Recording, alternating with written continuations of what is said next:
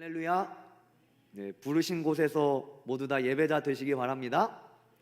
네, 그러기 위해서 우리가 이 예배의 승리자가 되어야 될 줄로 믿습니다. 할렐루야. 오늘도 이 자리에 나온 우리 모든 청년들을 주님의 이름으로 축복합니다. 네, 한 주간 한 주간 많이 힘드셨습니까? 이렇게 묻는 거는 그 대학생들은 시험 기간이지요. 별로 안 힘들었나 봐요. 다들 시험은 뭐 그냥 이 정도는 기본 실력으로 이렇게 되는 것 같습니다. 로마서 말씀을 우리 계속해서 큐티 하고 있습니다. 여러분들 로마서 말씀 잘 이해하고 있지요? 네, 감사해요. 처음에도 말씀드렸듯이 이 로마서의 말씀은 교리에 대한 내용들이 많이 있어요. 그래서 한 번 읽어가지고는 사실 이해가 안 될 때가 많이 있을 것 같습니다. 여러분들 자꾸 곱씹어 보면서 읽으면은 여러분들에게 큰 도움이 될 것 같습니다. 큐티 하는데 어려움이 있으면 여러분들 저한테 연락 주십시오. 할렐루야. 네, 저한테 사실 그 최근에도 형제 자매가 이렇게 같이 와가지고 이 로마서에 대한 질문을 하는데 어찌나 예쁘던지요. 저는 언제든지 환영입니다. 우리 청년들. 그러니까 언제든지 저한테 와서 물어봐 주시고, 사실 그렇게 제가 대답해주고 이렇게 성경에 대해서 이렇게 궁금한 거를 이렇게 넘어갈 때마다 사실 저는 교육자로서 더 제가 살아있음을 느끼니까 목사님 바쁘니까 막 그런 생각 안 하셔도 되고 언제든지 전화 주시고 찾아오셔도 됩니다. 할렐루야. 로마서 말씀이 조금 어려워서 특별히 말씀드립니다.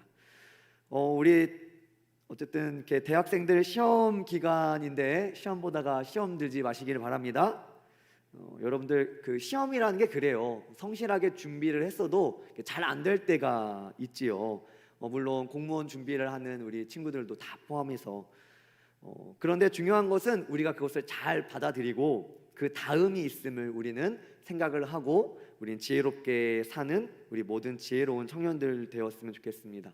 시험으로 끝나는 게 아님을 꼭 기억해 주시고 시험으로 또 우리는 또 새로운 시작이다 이렇게 생각해 주시면 좋겠습니다. 자꾸만 왜 서론에서 이렇게 어려운 시험이나 왜 어렵지 않았냐 이런 얘기를 하냐. 오늘 함께 읽은 18절 말씀에서 현재의 고난에 대하여 말씀하고 있습니다. 우리 로마서 8장 18절 말씀을 우리 한번 같이 읽어봅니다. 시작. 생각하건대 현재의 고난은 장차 우리에게 나타날 영광과 비교할 수 없도다. 아멘. 로마서는 여러분들 누구한테 쓴다고 제가 말씀드렸죠? 이방인, 네, 그 다음에 유대인, 네, 이방인 그리스도인과 유대인 그리스도인들에게 바울이 편지하고 있다. 자, 둘 다 이방인이건 유대인이건 뭐예요? 그리스도인입니다. 성도라는 거예요. 예수님을 알고 믿고 있는 사람들이라는 거예요. 이 성도의 현재가 어떻다 그래요? 현재는 뭐다? 뭐라고 써있어요? 18절에 현재의 더 크게 현재의 고난, 현재의 고난을 겪고 있다라는 거예요. 성도의 삶에, 하나님을 믿는 사람의 삶에 현재가 고난이다라는 거예요. 로마서 8장 20절로 22절에는 이 고난의 형태가 어떠한지, 피조물이 받는 이 피조물 성도의 이 현재의 모습에 대하여 또 세 가지로 말씀을 해줍니다. 우리 20절로 22절까지 한 번 더 읽어봅니다. 시작. 피조물이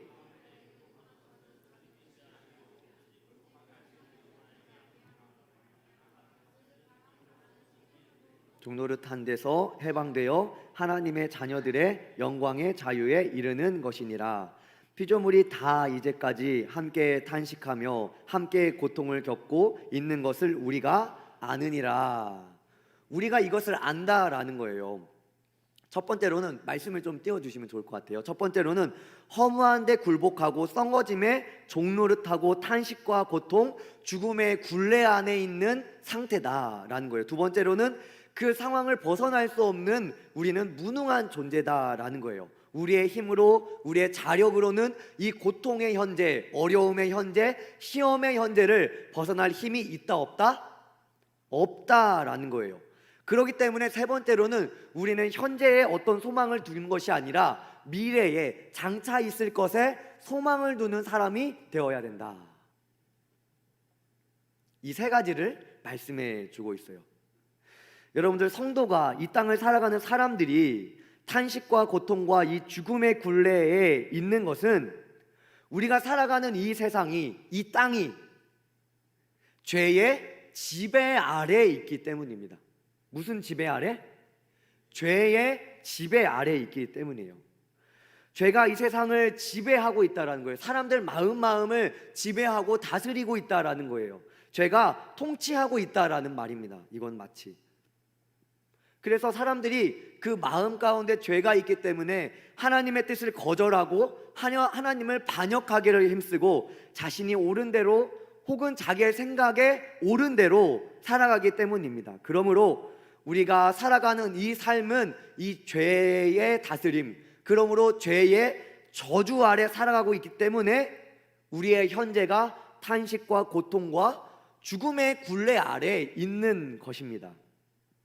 우리 모두가, 인류 모두가, 이 땅에 살아가는 사람들 모두가 다 죄의 종되었기 때문에 죄의 지배 아래서 우리의 힘으로는 벗어날 힘이 있다 없다? 없다라는 거예요. 그리고 사실 우리는 이 현실을 피할 수도 없는 것이죠. 우리의 힘으로 아무리 해보아도 벗어날 수 없습니다. 물론 여러분들의 삶 가운데 기쁨이 있을 수 있어요. 감사가 있을 수 있습니다. 그러나 또 어느 정도 시간이 지나면 또 우리에게 때때로 어려움이 찾아오고 우리가 이유를 모르는 때로는 어려움을 만나기도 하는 것, 그러한 고통과 어려움을 말하는 거예요.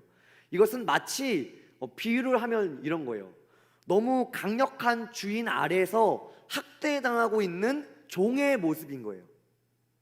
그러니까 죄와 사망의 권세가 이 강력한 주인의 모습을 하고 있고 우리는 그 아래 학대를 당하고 있는 종의 모습처럼 있는 거예요. 그러니까 우리의 힘으로는 이것을 벗어날 수가 없는 거예요. 여러분들, 이렇게 강력한 주인의 학대를 받고 있는 종이 현재에 기대하는 바가 있겠습니까? 현재에 소망하는 무언가가 있을까요? 없는 거예요. 그래서 우리는 장차 있을 미래를 소망하게 되는 것입니다. 중요한 것은 이 땅을 살아가는 우리가 현재의 고통 가운데 살아가고 있다, 이 말을 제가 지금까지 한 거예요. 우리 청년들에게 어떤 비유가 될까? 마침 시험 기간이니까 시험을 보면 끝날 것 같지만 시험이 끝나면 또 다른 시험이 있고, 대학교를 끝난 줄 알았더니 또 취업에 어려움을 겪고, 취업했더니 직장이 생각보다 다른 거예요. 내가 생각하는 그런 내 생각 안에 있는 직장의 모습이 아닌 거예요. 막 나를 힘들게 하고 어렵게 하고 사소한 걸로 불편하게 하는 것들이 많아지게 되죠. 우리 청년들의 보통의 고민이 아닐까라는 생각을 해보았습니다. 그러나 성도에게는 소망이 있다. 뭐가 있다고요?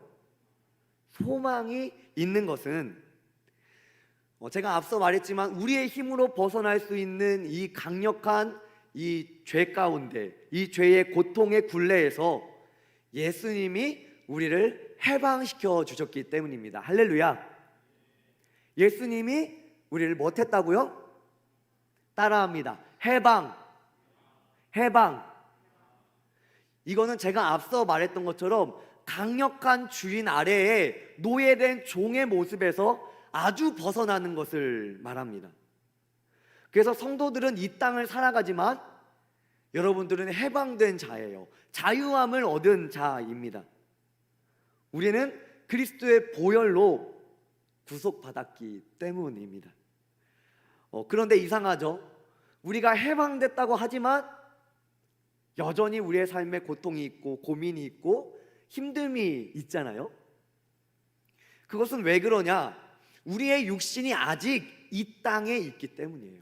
그렇죠? 여러분들 이 땅에 살아가고 있잖아요. 우리가 아직 예수님의 어떤 재림을 받거나 우리가 아직 예수님과 그렇게 예수님 만나러 이렇게 올라간 게 우리가 아직 아니잖아요. 우리는 이 땅을 살아가고 있기 때문에 우리는 이 땅을 살아가는 동안 분명히 해방받은 자고 구속받은 자이지만 이 땅에 죄의 굴레에 살아가고 있는 이 땅이기 때문에 여전히 우리에게 고통이 있다. 그러나 분명한 것은 우리에게는 고통으로 끝나는 것이 아니라 죽음으로 끝나는 것이 아니다라는 것입니다. 그리고 성도에게 소망이 있는 게 또 한 가지가 있어요. 그것은 이 어려움과 고통을 우리 혼자, 나 홀로 겪고 있지 않다라는 거예요. 우리 22절을 보시면 함께 탄식하며 함께 고통을 겪고 있다 말씀합니다. 우리 22절을 함께 읽어봅니다. 시작. 피조물이 다 이제까지 함께 탄식하며 함께 고통을 겪고 있는 것을 우리가 아느니라. 아멘. 한 주간의 삶 가운데 여러분들 혼자 나만 이렇게 어려움을 겪는 것 같고 나만 이렇게 힘든 일을 겪고 있는 것 같다라는 생각이 들었다면 여러분들 위로를 받기 바랍니다. 우리가 함께 고통을 당하고 있어요. 할렐루야.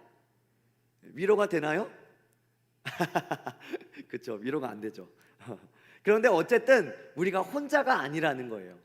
혼자가 아니라는 거. 성도는 사실 이 길을 함께 걷고 있는 우리 옆 사람을 한번 봐볼까요? 뒷사람도 한번 보시고 함께 걸어가고 있는 거예요. 우리가 여러분들 우리가 이 어려움과 성도의 삶을 함께 걸어가고 있고 궁극적으로는 우리가 그 걸어가는 길 가운데 따라합니다. 예수님이 함께 하신다. 예수님이 함께 하신다.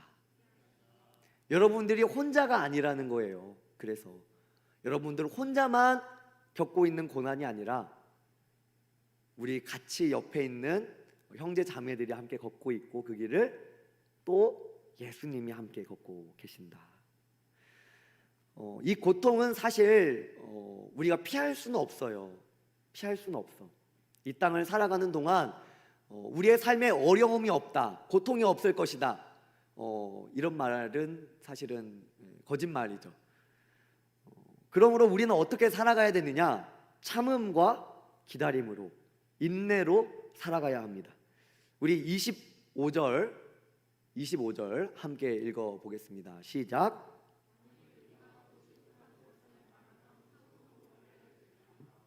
참음으로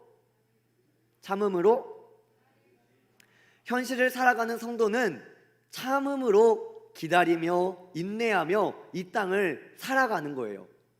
청년들 그러므로 잘 인내하시기 바랍니다. 여러분들 성도로 살아가기를 포기하지 마시기 바랍니다. 포기하지 말아야 해요. 우리의 삶에 고통과 어려움이 있다고 해도 우리는 계속해서 성도의 삶을 살아가고 참음과 기다림으로 살아가야 되는 것입니다. 그러나 우리의 이러한 삶에 어려움과 고통이 있지만 우리에게 또 소망이 되는 것은 제가 앞서 얘기했듯이 옆에 있는 성도와 함께 누가 우리와 함께 하신다? 자, 예수님이 우리와 함께 하신다. 오늘 이 로마서 말씀에서는 특별히 예수님, 하나님과 특별히 이 하나님, 성령님과 하나님의 도우심에 대하여 말씀해 주고 있어요. 그러니까 우리의 삶에서 이 고통을 피할 수는 없어. 우리가 참음과 기다림으로 이것을 살아가야 합니다. 언제까지? 우리가 주님을 만날 그때까지.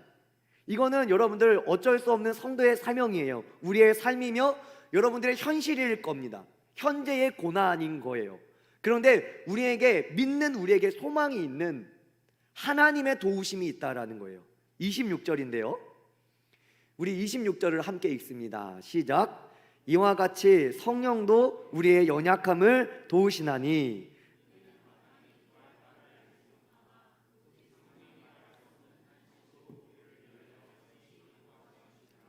할렐루야. 성령님이 우리를 도우신다고요. 우리가 무엇라 기도해야 될지 모를 때, 고통과 슬픔과 죄의 굴레 안에 있을 때 성령님께서 우리를 위해 말할 수 없는 탄식으로 간구하고 계신다. 특별히 여러분들 여기 이 성령님께서 말할 수 없는 탄식이라고 하잖아요. 이게 마치 우리와 공감되지 않는 탄식이 아니라 23절을 보시면 여기서도 사람의 탄식이 나오는데 사람의 탄식과 똑같은 단어를 써요. 그러니까 우리가 하나님 어려워요, 힘들어요, 나 직장에서 학교에서 사람 때문에 뭐 돈이 없어서 기타 등등으로 힘들어요 라고 말하고 있는 탄식과 같은 탄식으로 성령님께서 우리를 위해서 간구하고 계신다라는 거예요. 23절 한번 읽어봅니다. 시작.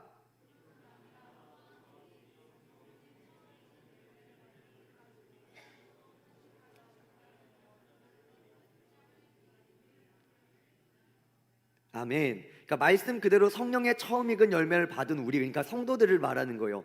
우리가 속으로 탄식하는 그 탄식의 단어, 워딩 그 자체, 성령님께서 우리를 위하여 간구하시는 그 간구, 이거 똑같다라는 거예요. 똑같다라는 거예요. 이 말은 뭡니까? 성령님께서 여러분들의 탄식을 안다라는 거예요.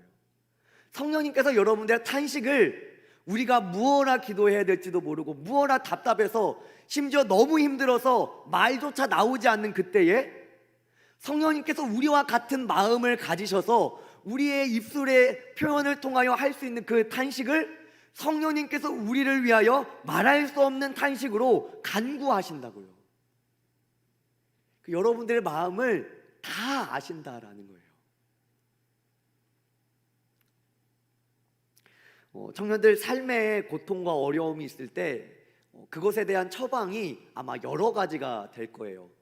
문제를 해결하는 거, 문제가 있을 때 문제가 해결하는 거, 이런 것도 뭐 처방이 될 수도 있겠지만, 우리가 또 겪는 또 많은 어려움 중에는 사실 우리가 이유를 모르는 것들도 있지 않습니까? 그런 의미에서 우리가 왜 고통을 당하는지 그 의미를 아는 것, 이것이 우리에게 위로가 될 수 있겠죠. 그리고 그 가운데 나 혼자 있지 않다, 누군가 나와 함께 있다라는 것이 우리에게 또 위로가 될 것입니다. 그리고 심지어 더 나아가서는 내가 힘들어하고 있는 그때에 누군가 나를 위해서 정말로 애타게 기도해주고 있다, 이것이 결국 성도들에게 이 세상을 버틸 수 있는 힘과 능력이 되는 것이죠. 할렐루야. 성령님의 도우심은 여러분들의 상황을 잘 아시고, 그리고 심지어 우리를 잘 아실 뿐만 아니라 하나님을 잘 아시는 하나님의 영이신 성령님께서 우리의 어려움을 하나님께 간구하고 계시는 거예요. 우리의 탄식을 아시고 깊은 탄식으로 우리를 위해 기도해 주신다라는 것입니다. 연약함을 갖고 있는 우리가 잘 견딜 수 있도록 성령님이 도와주신다. 다음으로는 하나님의 도우심입니다. 우리 로마서 8장 28절 말씀이에요. 우리 힘차게 읽습니다. 시작. 우리가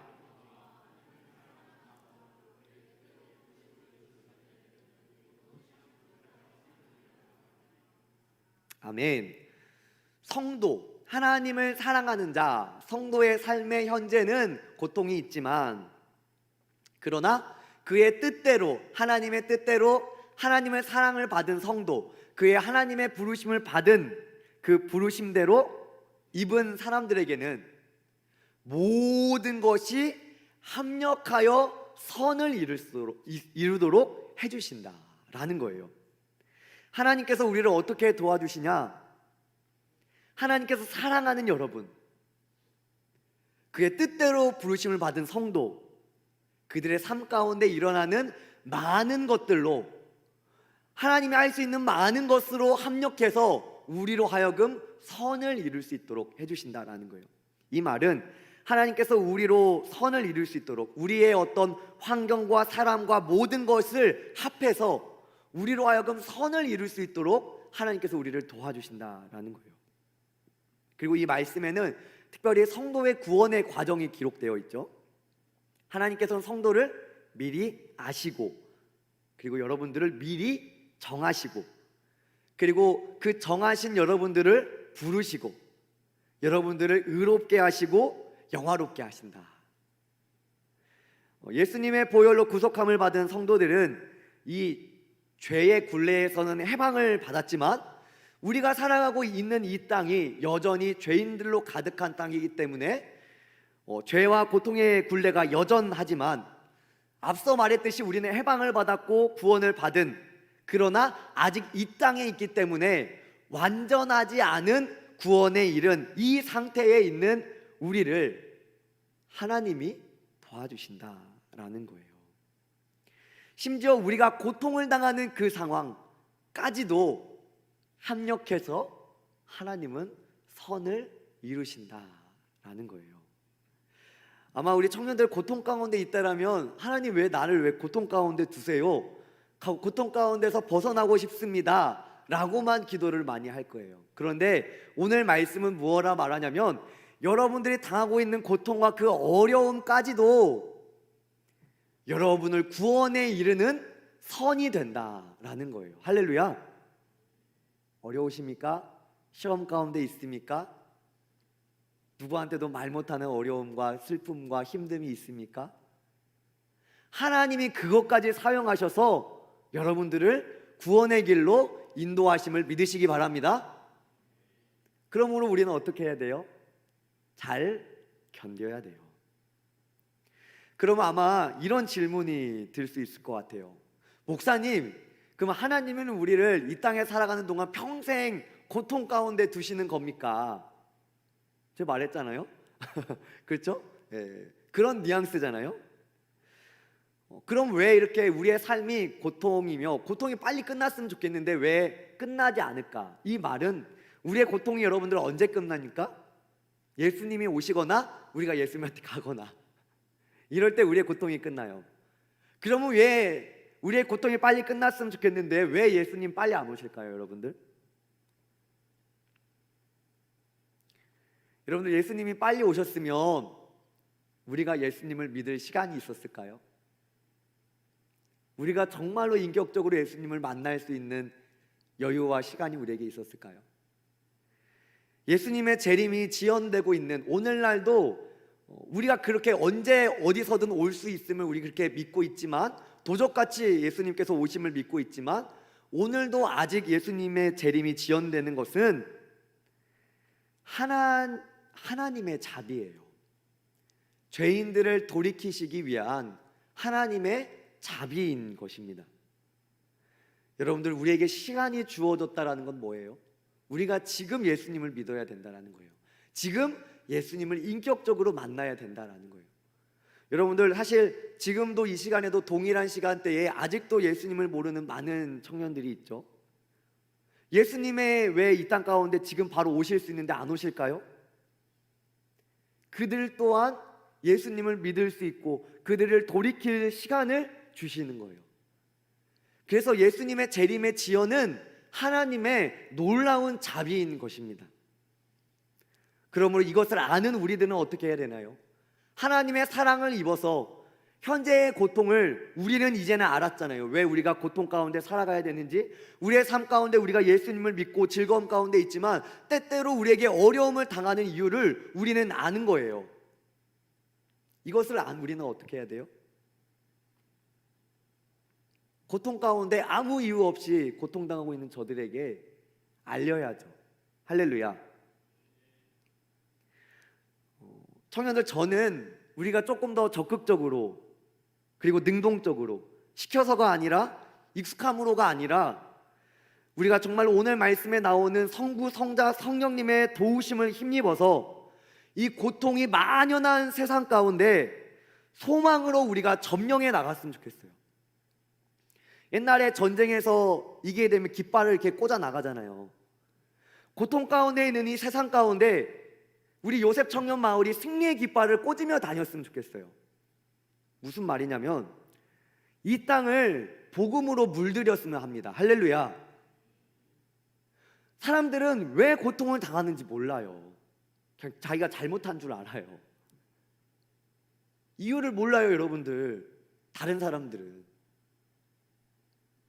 아직도 삶의 목적도 모르고 삶의 이유도 모르고 내가 왜 살아가고 있는지, 내가 왜 이것을 하고 있는지 이유도 모르고 살아가고 있는 이들에게, 고통과 어려움 가운데 있는 이들에게, 여전히 나는 혼자야 라고 외로워하고 있는 이들에게 소망의 메시지를 전해 주었으면 합니다. 청년들, 제가 예배를 준비하면서 오늘 말씀을 묵상하면서 또 좀 책을 보면서 보게 된, 그리고 묵상하게 된 생각이 있습니다.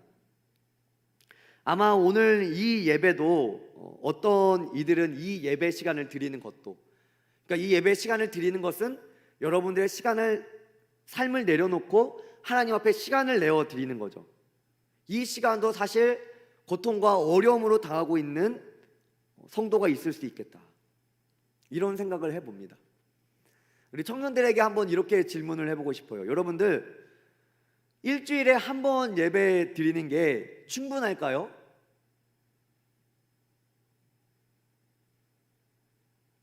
아마 이렇게 충분하다고 많은 청년들이 생각하지 않을까, 저는 그런 생각을 했습니다. 그럼 반대로 한번 얘기를 해볼게요. 여러분들 한 번 이상의 예배가 우리의 마음을 어렵게 합니까?